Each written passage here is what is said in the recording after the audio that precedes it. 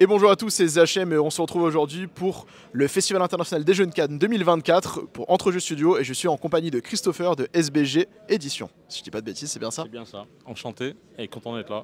Alors qu'est-ce que vous proposez aujourd'hui sur votre salon et sur votre stand? Alors nous, aujourd'hui, ce qu'on met en avant vraiment, c'est l'écosystème de jeux qu'on a développé autour de mon jeu de rôle Cursed Empire et qui est vraiment vaste. On va pouvoir un peu vous présenter ça.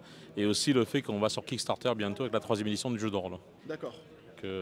En fait, au niveau de la gamme, on a développé une série de jeux de cartes qui sont sortis déjà, du deck builder, aussi des jeux de combat de cartes, de duel, une gamme de figues, le jeu de rôle aussi, et toute une série de jeux de plateau qui sont en train de sortir actuellement. Je peux aussi vous parler un petit peu du monde et du background du jeu. Avec plaisir, je vais vous laisser justement nous présenter un peu ça, puis après je vais vous poser quelques petites questions quand même sur le jeu de rôle, ça m'intrigue. Ça marche. Alors donc, en fait, Targos, c'est un monde qui est vaste, et pour vraiment montrer un peu l'échelle de ce monde-là, la carte qu'on voit ici, qui est la carte de Targos, si on regarde un peu ce cap sur la continent central, on va un peu zoomer là-dessus, hein, notre version de Google Earth.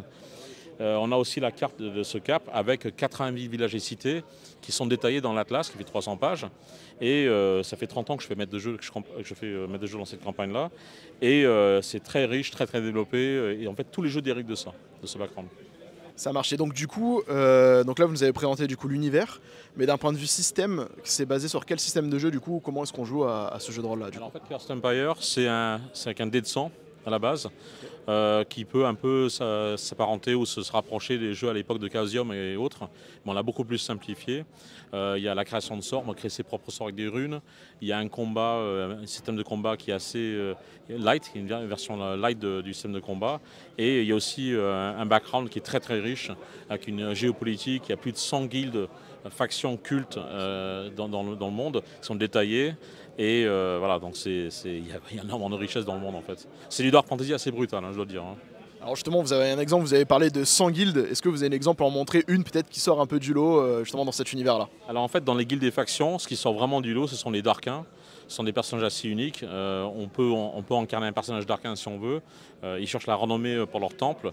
Et en fait, c'est un peu les commandos un petit peu de choc des sudistes, donc des ennemis de l'Empire. On a ici donc au nord l'ancien empire et au sud les villes du sud qui essaient de détruire ce qui reste de l'empire, les vestiges. Et les Darkins ont une durée de vie très très courte, mais sont très fun à jouer parce que bon, le but c'est de faire en sorte qu'ils meurent avec beaucoup de gloire. Donc il y a vraiment un incentive, il y a un mécanisme de jeu qui est très important qui sont les points de renommée. Les renommées des personnages, donc si on crée un chevalier par exemple, on va être intéressé par l'idée de développer son personnage, un peu comme les autres jeux de rôle, hein, de faire avancer son personnage, alors que la renommée chez les Darkins, on s'en fout. Eux, tout ce qui leur intéresse, c'est la renommée du temple.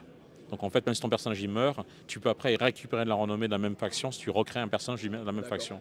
Un peu comme un roguelite en fait, on va pouvoir du coup mourir, recréer un nouveau personnage et récupérer un petit peu ce qui a été fait avec son ancien personnage. Entre choc, c'est deux types de personnages, c'est assez brutal. Parce qu'après les autres joueurs qui tiennent leur personnage, ça met bien l'ambiance autour de la table. Forcément, puis en plus ils ont une durée de vie assez courte, moi c'est le type de personnage qui me plaît bien, j'aime bien envoyer un personnage au casse-pipe, faire un truc un peu épique, il meurt et puis voilà, et on est là pour s'amuser quoi. Exactement. Donc là il y a la bande dessinée qu'on voit là. Donc l'idée c'est de faire connaître le jeu à travers une bande dessinée. Si un groupe de joueurs veulent découvrir un peu le monde de Targos, ben, le maître de jeu fait lire la BD déjà, comme ça tout le monde est au même niveau en termes de connaissance du historique et des grands événements, et c'est pas prêt d'enchaîner dans le jeu lui-même, le jeu de rôle à part entière. Donc là on a 9 livres de sortie pour l'instant, seconde édition. Il y a aussi un PDF à télécharger qui convertit tous les stat blocks, donc tous les attributs des personnages, les PNJ, à la version 3e édition, donc ce sera complètement compatible. Et voilà, il nous reste quelques exemplaires en fait à la vente de ça. Après on a sorti d'autres jeux de cartes. Donc il y a la gamme Héros de Targos, évidemment dans le même monde. Et là c'est un jeu 1 contre 1, on peut jouer aussi solo, on peut jouer en équipe aussi. Et là c'est vraiment un jeu qui permet de faire du deck construction, donc construction de deck au préalable. On a une équipe de 4 personnes, donc c'est pas un seul personnage, c'est 4 personnages. Et il y a un mécanisme qui est assez sympa, parce que chaque personnage a une valeur point. Et plus les personnages sont élevés, plus ils coûtent. Et en fait on détermine à travers le choix de ces personnages le seuil de victoire. Donc plus tu prends une équipe forte, plus il faut gagner des points de mission, des points de victoire. Donc c'est pas forcément bien d'avoir des personnages très forts. Alors ce que je vous propose c'est que justement après on fasse une vidéo un peu dédiée sur les différents jeux parce que de ce que je comprends c'est qu'il y a l'univers du jeu de rôle et les jeux sont reliés à l'univers. Mais j'ai vu aussi que vous avez des figurines assez magnifiques qu'on va présenter. Est-ce que vous nous en parlez un petit peu plus? Tout à fait. Bon, là on est ravis d'avoir Dan Kelly au Royaume-Uni qui est sculpteur des figues. Il nous fait un super travail hein, sur la base d'illustration de Ryan, toute l'équipe d'illustrateurs.